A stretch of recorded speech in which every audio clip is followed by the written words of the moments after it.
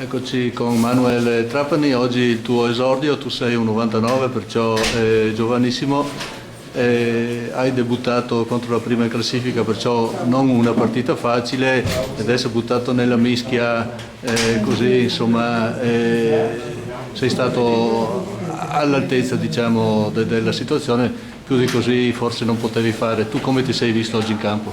Io diciamo che ho dato quello che potevo dare, il distacco tra una categoria e l'altra è stata grande e non sono riuscito a fare tutta la partita, però penso di aver fatto il mio. Sì, e te l'hanno detto all'ultimo minuto che giocavi oggi, eri preparato?